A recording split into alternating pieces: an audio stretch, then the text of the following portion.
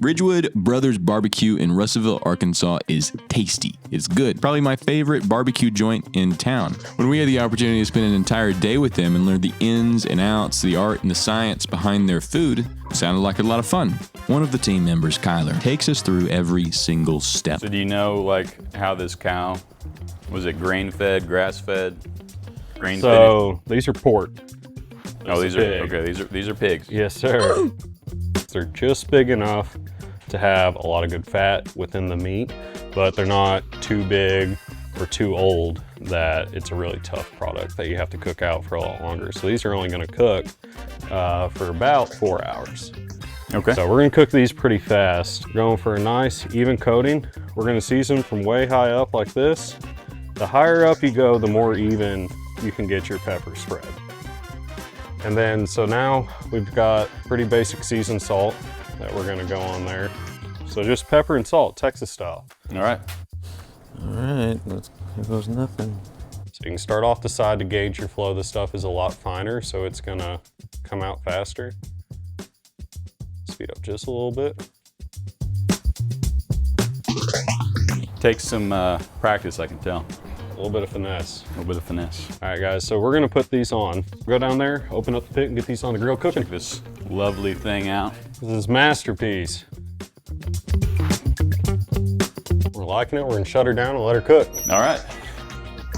Now, the way Ridgewood Brothers prepares their turkey breast totally blew my mind.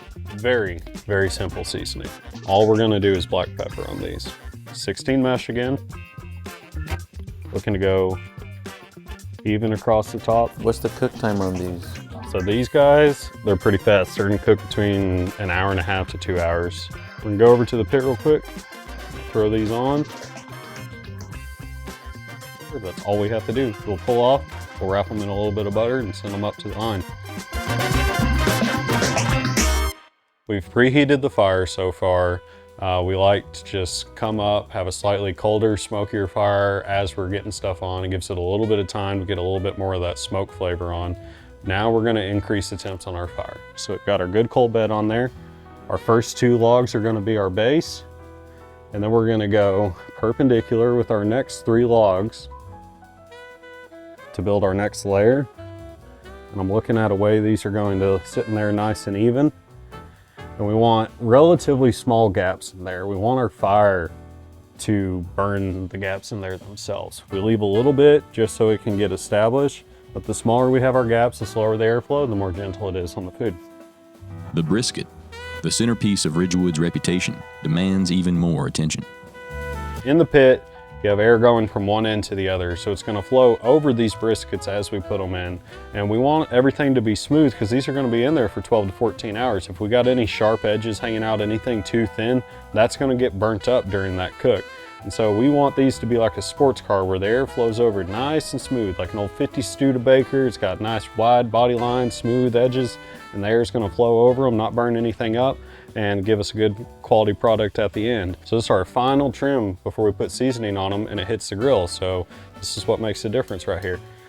If you're too thick, you can't render down that much. We're looking for that nice yellow smoky fat that's been rendered down throughout that entire cook.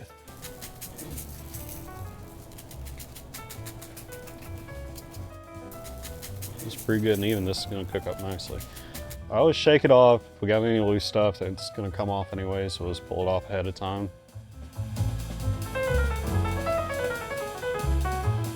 Besides being the king of karaoke, Sergio prepares some of the best sausages in town.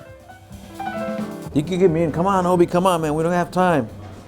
Clients are gonna start coming in.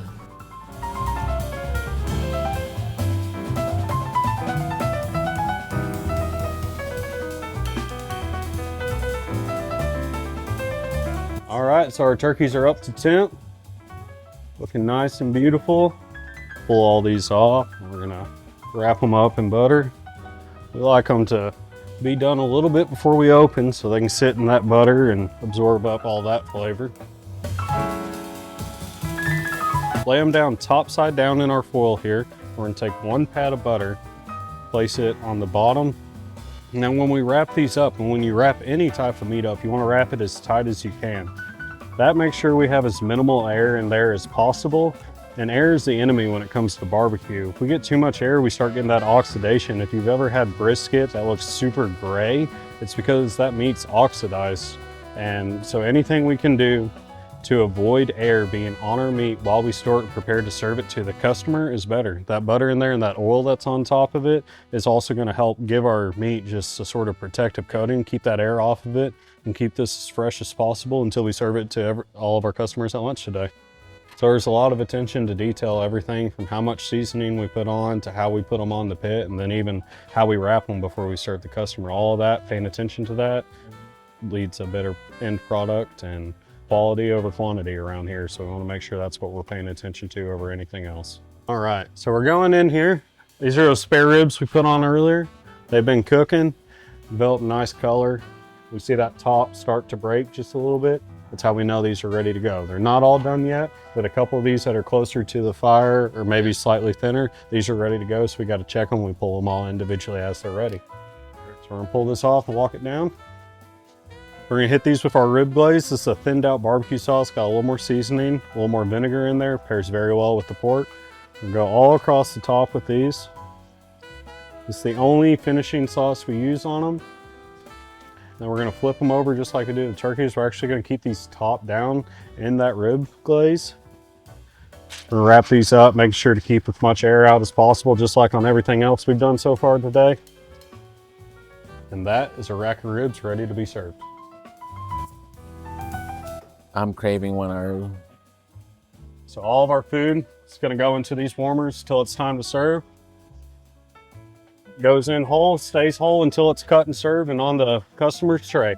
So this pit right here is the offset that we started off with. It's a 1,000 gallon offset pit made by Primitive Pits out of Coal Mountain, Georgia. It's Arnold. It's the OG. It's the one we had at the food truck called Arnold Schwarzenegger, the Big Steel. This guy right here, whenever we first moved into the restaurant and got this pit delivered, it was super rusty, so we called it Rusty. Now this one right here, this is probably my favorite. This is a pit we use every day for our long cooks, our expensive cook, our brisket, and our butts on it. This right here is called the Tang. We have a long-term customer, awesome man. His name is Senior Chief Richard McCannon. He was a U.S. Navy vet, served in the Korean War, served on World War II diesel class subs. One of those boats was called the USS Tang, so we named this one in his honor. If somebody said, oh, we're not trying to be the best, well, that's a lie. Everyone's trying to be the best. But we're definitely not claiming to be the best. We're just out here doing the best that we can.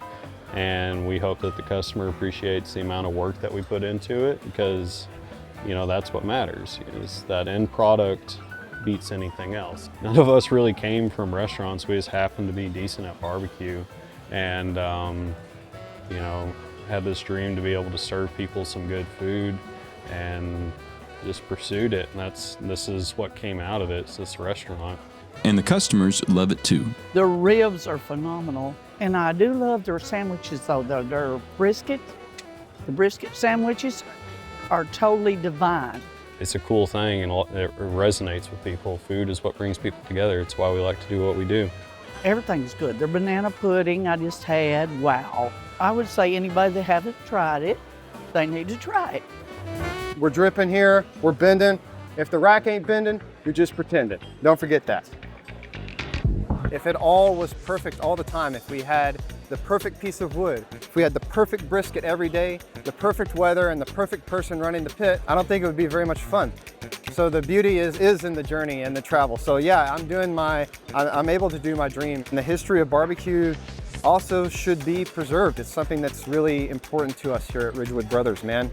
The real people who are putting in the work with the wood, and they're out here every day, they're here in the morning. I just want to pay respect to that. And I think that's also trying to pay some respect to the people and the folks that live in our town as well. They deserve our best work and the best that we can do. And that's what we try to put out and put on the table every day. Brisket, ribs, sausage, pulled pork. And I have to be able to use this time as well, since I am in front of a camera, to give a shout out, at least to a few people. Number one, the crew here.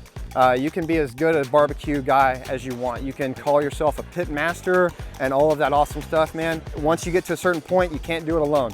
There's no way. So there's no way I could do it without people like Kyler, Sergio, Jack, Sterling.